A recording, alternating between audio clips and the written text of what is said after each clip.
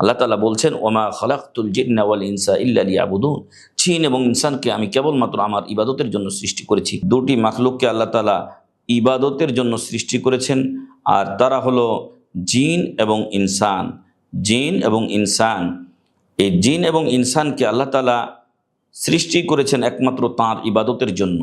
মহান রব্বুল আলামিন বলছেন সূরাতুজ যারিয়াতের মধ্যে, ওয়ামা খালাকতুল জিন্না ওয়াল ইনসা ইল্লা লিয়াবুদুন, ওয়ামা খালাকতুল জিন্না ওয়াল ইনসা ইল্লা লিয়াবুদুন, জিন এবং ইনসানকে আমি কেবলমাত্র আমার ইবাদতের জন্য সৃষ্টি করেছি।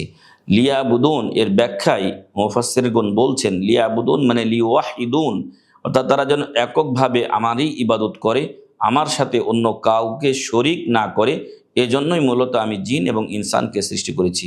সম্মানিত উপস্থিতি, সম্মানিত দর্শক শ্রোতা, আসলে জিনের কথা আমরা বাদ দিলেও আমরা তো মানুষ, আমাদেরকে মহান রব্বুল আলামিন একমাত্র তাঁর ইবাদতের জন্য সৃষ্টি করেছেন। এই সৃষ্টির উদ্দেশ্যটা আমাদের বুঝতেই হবে। এই পৃথিবীতে আমাদেরকে মহান রব্বুল আলামিন বাড়িঘর নির্মাণ করা, সুন্দরী মেয়েদের বিয়ে করা, বড় বড় গাড়ি টাড়ি, দামি গাড়ি করা ইত্যাদি, এগুলোর জন্য আল্লাহ আমাদেরকে সৃষ্টি করেননি। আমাদেরকে সৃষ্টি করেছেন একমাত্র আল্লাহর ইবাদতের জন্য, তার তাওহীদকে বাস্তবায়ন করার জন্য।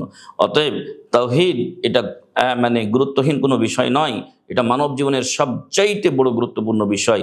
আপনি পৃথিবীর কিছুই পাননি, কিন্তু আপনি আল্লাহর দিশা পেয়েছেন, আপনি তাওহীদ পেয়েছেন, আপনি আল্লাহর একত্বের পরিচয় পেয়েছেন, আপনি তাকে মানতে শিখেছেন।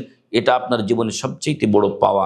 আল্লাহ তাআলা বলছেন, ওমা খালাকতুল জিন্না ওয়াল ইনসা ইল্লা লিয়াবুদুন, জিন এবং ইনসানকে আমি কেবলমাত্র আমার ইবাদতের জন্য সৃষ্টি করেছি।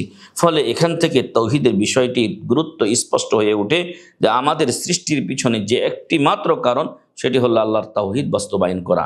2 নম্বরে আমরা বলতে চাই যে এই পৃথিবীতে আপনারা দেখছেন, আমরা দেখছি যে সমাজে আওয়ামী লীগ বলে তাদের জাতির পিতা মুজিবুর রহমান সাহেব সর্বশ্রেষ্ঠ বাঙালি, বিএনপি বলে তাদের যে জাতির পিতা রয়েছে জিয়াউর রহমান সাহেব, সে হলো শ্রেষ্ঠ বাঙালি।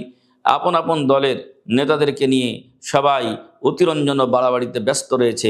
কিন্তু একজন মুসলিম হিসেবে আমরা দ্ব্যর্থহীন ভাষায় ঘোষণা করতে চাই যে এই পৃথিবীর শুরু থেকে নিয়ে শেষ পর্যন্ত যত মানুষ এসেছে আসবে, সকলের মধ্যে শ্রেষ্ঠ ব্যক্তি হলেন নবী এবং রাসূলগণ আলাইহিমুসসালাতু ওয়াসসালাম।